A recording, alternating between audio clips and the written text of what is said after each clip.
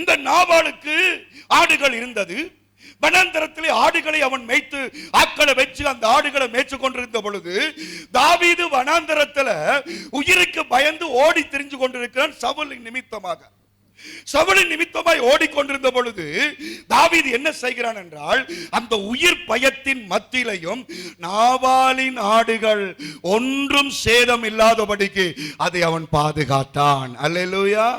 ஏனென்று சொன்னால் இங்கே இருக்கிற மாதிரி நாயும் நரியும் இல்ல, அந்த வனாந்தரத்தில் சிங்கமும் புலியும் கரடியும் தான். ஆகவே தாவீதும் சின்ன வயசுல ஆடு மேய்ச்சி சிங்கத்திட்டிருந்து கரடிட்டிருந்து காப்பாற்றின அனுபவத்துல என்ன செய்கிறான், யாரோ தெரியாத இந்த மனுஷனுக்கு நண்பனாகி அவன் ஆடுகளை தன்ற ஆட்களை வச்சு பாதுகாத்து கொடுத்தான். அல்லேலூயா. கையாசை சொல்லுங்க அல்லேலூயா. ஒருவருக்கொருவர் ஒத்தாசையாக இருப்பதுதான் நட்பு. ஆமென் சொல்லுங்க. ஒருவருக்கு ஒரு உதவி செய்வதுதான் நட்பு. அல்லேலூயா. அப்படிப்பட்ட நண்பர்கள் கிடைப்பது பாக்கியம். ஆமென் சொல்லுங்க. இன்றைக்கு எங்களுக்கு கிடைக்கிற நண்பர்கள், உங்களுக்கு கிடைக்கிற நண்பர்கள் உங்களோடு கூட குற்றம் குறைகளை கதைக்கிறதுக்கு இல்ல. நண்பர்கள் என்னத்திற்கு? ஒருவருக்கொருவர் ஒத்தாசை செய்வது, ஒருவருக்கு ஒரு உதவி செய்வது. கையேத்தி சொல்லுங்க அல்லேலூயா. அல்லேலூயா. எந்த காலத்திலேயும் சிநேகிக்கும்படியாகத்தான் கர்த்தர் சிநேகிதர்களை உண்டாக்கி இருக்கிறார். இப்ப தாவீதுக்கு ஒரு சிநேகிதனை கர்த்தர் கொடுக்கிறார். அவன் பேர் என்னது? நாபால். இந்த நாபாலுடைய சிநேகத்திற்கு தாவீது உண்மையாக இருந்து என்ன செய்கிறான், அவனுக்கு எப்படி அந்த காரியங்களை செய்யறான். நாபால் என்ற ஆட்களை சொல்றாங்க. நீங்க படிங்க 15வது வசனம். அந்த மனுஷரோ எங்களுக்கு மிகவும் உபகாரிகளா இருந்தார். அவங்க சொல்றாங்க, தாவீது எங்களுக்கு மிகவும் உபகாரியாக இருந்தான், நல்ல உதவி செய்தான். ஒரு நாளும் எங்களுடைய ஒரு ஆடும் களவு போகாதபடி எங்களுடைய ஆடுகளை தன்ற ஆடுகளை போல அவன் பாதுகாத்தான். எப்படி நட்பத்துவம் பாருங்க. ஆமென் சொல்லுங்க அல்லேலூயா. அல்லேலூயா. இது பக்கத்து வீட்டுக்காரன் கோழி வந்தா சமைச்சு முடிச்சிட்டு தான் அத வெளியவர் அக்கிய போசனத்துல திருப்பந்தில எல்லாம் ஒண்டா கை கொடுத்து நிப்பாங்க. ஆனா எங்கேயோ ஒரு பிரச்சனையை கொடுத்து கொண்டிருப்பாங்க. இல்ல, நாபாலுடைய வாழ்க்கையில ஒன்றும் இழப்பு வரக்கூடாது என்று தாவீது மிக கவனமாக இருந்தார். கையெழுத்தி சொல்லுங்க அல்லேலூயா. உங்களோடு நண்பத்துவமாய் பழகிறவர்களுடைய வாழ்க்கையில ஒரு சேதமும் வரக்கூடாது என்பதுல நீங்க கவனமாய் இருப்பீர்களாக. ஆமென் சொல்லுங்க. அல்லேலூயா.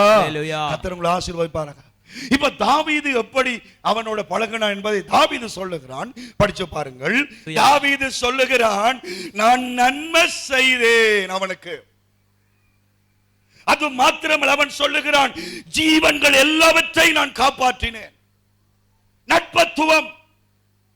கணவன் மனைவி முதலாவது விசேஷ நண்பர்களாக இருக்க வேண்டும். அல்லேலூயா. அல்லேலூயா. கையெத்தி சொல்லுங்க அல்லேலூயா. அல்லேலூயா. பக்கத்து வீட்டு மச்சாலோட நண்பியா இருக்காதங்க. முதல் புருஷன் பஞ்சாதி நண்பர்களாக இருங்கள். சக விசுவாசிகள் நண்பர்களாக இருங்கள். ஒருவர் உடைமைகளை ஒருவர் காத்துக் கொள்ளுங்கள். ஒருவர் ரகசியத்தை ஒருவர் காத்துக் கொள்ளுங்கள். தாவீது சொல்லுகிறான், அந்த வண்ணமாய் நான் காத்தேன். இந்த நேரத்தில் நான் விஷயத்துக்கு வருகிறேன். இப்ப நண்பனாகிய தாவீதுக்கு ஒரு பிரச்சனை வருகிறது. என்ன பிரச்சனை? அபிஷேகம் இருக்குது, ராஜா அபிஷேகம் அவன் மேல இருக்குது. ஆனா ஒரு கட்டத்தில் அவனுக்கு சாப்பாடு இல்ல. சொல்லுங்க, என்ன இல்ல? சாப்பாடு. சவுண்டா சொல்லுங்க. சாப்பாடு இல்ல. சவுண்டா. சாப்பாடு இல்ல. Praise the Lord. அல்லேலூயா. இன்னைக்கு நல்ல அபிஷேகத்தோட ஆராதனை முடிச்சிட்டு போவீங்க, சில காரியங்கள் உங்களுக்கு குறைவா இருக்கலாம். ஆமென் சொல்ல மாட்டீங்களா? சொல்ல மாட்டீங்களா? ஆமென். ஆராதனை அபிஷேகம், கர்த்தருடைய நாமம் மகிமைப்படுது. ஆனா சில குறைவுகள் இருக்கும், அதை கர்த்தர் அனுமதிக்கிறார். தாவீதுக்கு சாப்பாடு இல்ல, தாவீதோடு இருக்கிற ஆட்களுக்கு சாப்பாடு இல்ல. அந்த நேரம் ஒரு செய்தி தாவீதுக்கு ஒரு 5ஆம் வசனம் இப்ப படிங்க. ஆடுகளுக்கு மயிர் கத்தரிக்கிறான். ஆடுக்கு மயிர் கத்தரிக்கிறால் இந்த காலத்துல உங்களுக்கு சொல்ற மாதிரி சொன்னால், நாங்க நெல்லு விதைச்சிட்டு அறுவடை பண்றது, பலன் கிடைக்கிற நாள், நெல்லு விற்கிற நாள், மீனுக்கு விலை போட்டுட்டு மீன் எடுக்கிற நாள். அத போல ஆடெல்லாம் வளர்த்து அந்த ஆட்டு மயிர் கத்தரிக்கிற நாள். கத்தரிக்கிற நாளிலே அவன் பார்க்கும் பொழுது நாவலுக்கு நிறைய வருமானம் வந்துட்டது. ஆக அவன் கொண்டாடுகிறான். என்ன வேதம் சொல்லுது? ராஜ விருந்தை போல விருந்து செய்கிறான். அந்த அளவுக்கு அவனுக்கு வருமானம். இத தாவீது கேள்விப்படுகிறான். டேய், நாங்களும் இந்த ஆடையெல்லாம் பாதுகாத்தம் தானே, இப்ப அவன் கொண்டாட்டம் தானே கொண்டாடுறான், 3 நாளா விருந்து வைக்கிறானாமே என்று சொல்லிட்டு 10 வாலிபர்களை பிடிச்சு சொல்றான், நீங்க போய் என்ற பேரை சொல்லி அந்த நாபாலோட கதையுங்க. அல்லேலூயா சொல்லுங்க. நண்பர்கள் ஒருவருக்கொருவர் உதவி கேட்பார்கள். ஆமென் சொல்லுங்க. அல்லேலூயா. ஒரு நண்பன் இன்னொரு நண்பன் தான் உதவி கேட்க முடியும். ஆமென் சொல்லுங்க. புரோகிட்ட போய் கேட்க முடியாது. இப்ப தாவீது என்ன செய்கிறான், 10 மனுஷல பிடிச்சு அனுப்பி சொல்லுகிறான், எனக்கு கொஞ்சம் சாப்பாடு இல்லாம இருக்குது, ஆனாலும் தாவீது உன்னை அனுப்பினார். அங்க 7வது வசனம் படிங்க. 7வது தாவீது சொல்லுகிறான், சொல்லி காட்டுகிறான், நாபால்கிட்ட சொல்லுங்க, நான் விரையிலாம கிடக்குது என்ற எனக்கு பெரிய பிரச்சனை, நீங்க போய் சொல்லுங்க, அவங்களோட வேலைக்காரையும் கேட்க சொல்லுங்க, நான் எப்படியெல்லாம் நாபாலுடைய ஆடுகளுக்கு உதவி செய்தான். கவனிங்க, என்ன கவனிங்க, எப்படியெல்லாம் நான் கஷ்டப்பட்டு நான் எல்லாத்தையும் சொல்லிட்டு சொல்லுங்க, நல்ல சந்தோஷமான நாளில தான் வந்திருக்கிறோம், உங்களுக்கு என்ன கிடைக்குதோ அதையும் உம்முடைய குமாரனாகிய தாவீதுக்கு கொடுத்து விடுங்க. அல்லேலூயா. அங்கே தாவீது பணம் கேட்கவில்லை, அங்கே தாவீது ஆஸ்தி கேட்கவில்லை, தாவீது கேட்டது அந்த சந்தோஷ நாளில ஆகாரத்தை அவன் கேட்டான். அல்லேலூயா. Praise the Lord. அல்லேலூயா. சில வேளை ஆண்டவருடைய பிள்ளைகளை கர்த்தர் அப்படி தவிக்க விடுவார். அபிஷேகம் கிருபைகள் இருக்கும், சில குறைவுகள் நிமித்தம் சில மனிதர்கள் முன்பதாய் போய் நிற்க வேண்டிய நிலைமைகள் வரும்.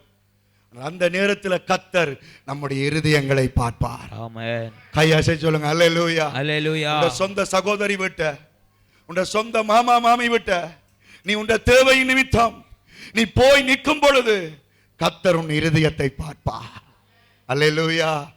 தாவீதின் வேலைக்காரர் போய் இதை சொல்றாங்க, ஐயா உங்களுடைய ஃப்ரெண்ட் சொன்னார், அவருக்கு இப்படி கஷ்டமான்னு சொன்ன இவன் என்ன பதில் சொல்லுகிறான். 10வது வசனம் படிங்க. 10வது வசனம்.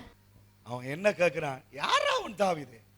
அவன் கேட்டது காரணம் என்னடா, அவன் வரியில இருந்தான், அவனுக்கு வந்த வருவாய் அதிகமானபடினால குடிச்சு வரியில இருக்கிறான். தாவீது அவன் மறந்து விட்டான். யார் அவன்? இன்றைக்கு தேவ பிள்ளைகளே, பல பேர் அப்படித்தான் உங்களையும் சொல்லுவார்கள். யார் சொல்லுவாங்க தெரியுமா? உங்களோட மனுஷி சொல்லும், எனக்கு என்னப்பா செய்த நீங்க? புருஷன் மனுஷிய பார்த்து கேட்பான், என்னடி கொண்டு வந்த நீ? விசுவாசிங்க பாசல கேட்பாங்க, எங்களுக்கு நீங்க என்னத்தை தான் செய்தீங்க? அந்த நேரம் அவங்க கேட்கிற அந்த டைம், பெத்த பிள்ளைங்களை பார்த்து ஒரு கேள்வி கேட்கும், நீயா என்ன வளர்த்தா என்று கேட்கும். அல்லேலூயா.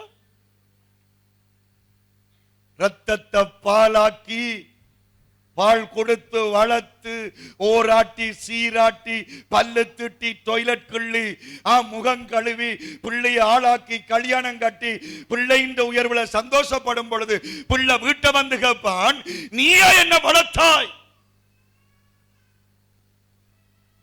தாவீதை பார்த்து கேட்கிறான், யார் அவன் தாவீது? இந்த நேரத்தில் அவன் அடுத்த இன்னொரு வசனம் சொல்லுவான். 11.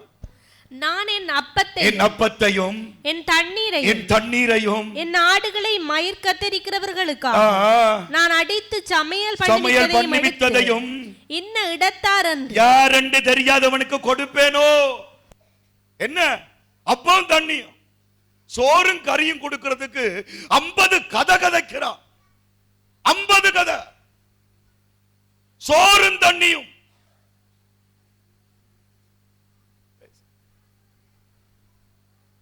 தாவீதுக்கு வந்த பதில் என்ன? நண்பன் கைவிட்டான்.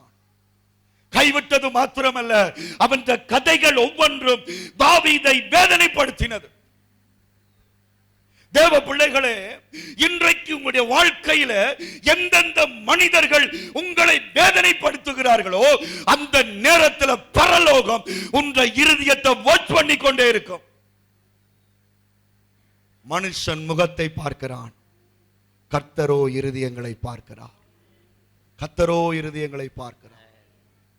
நல்ல குணம் இருதயத்தில் மறைந்திருக்கும். சாப்பாடு கேட்ட பொழுது அவனுக்கு சாப்பாடு கிடைக்கவில்லை. அல்லது நாபால் சொல்லியிருக்கலாம், நான் இந்த நேரம் தர முடியாது என்று சொல்லியிருக்கலாம். ஆனால் பல வார்த்தைகளை பேசி அவர்களை நிந்தித்து அவர்களை மிகவும் கேவலப்படுத்தி அவன் அவர்களை அனுப்புகிறதை நாங்கள் பார்க்கிறோம். தேவ பிள்ளைகளே, ஒரு மனுஷனுக்கு கோபம் வருகிறது எப்ப தெரியுமா? பல சந்தர்ப்பங்கள் இருந்தாலும் பசி நேரம் ஒரு கோபம் பெறும். அல்லேலூயா. புருஷன் வேலையாள களையாள வந்து பசியோட சாப்பிட போறேன்னா பொம்பளையில கதைப்பாங்க. மனுஷி மாதத்தில் ஒரு நாள் விலக்காக இருப்பார். அந்த நேரம் அவங்களுக்கு வேதனை டைம். அந்த நேரம் புருஷன் மாதிரி மனுஷி மாதிரி தூண்டுறது. எந்த நேரம் பிழையோ அந்த நேரம் மனுஷனுக்குள்ள இருக்கிற கோபத்தை பிசாசு தூண்டி விடுவான். நித்திர கொள்ளும் பொழுது தட்டினால் கோபம் வந்துவிடும். போனை இன்ட்ரெஸ்டா பார்த்துக்கும் பொழுது போனை பறித்தால் கோபம் வந்துவிடும்.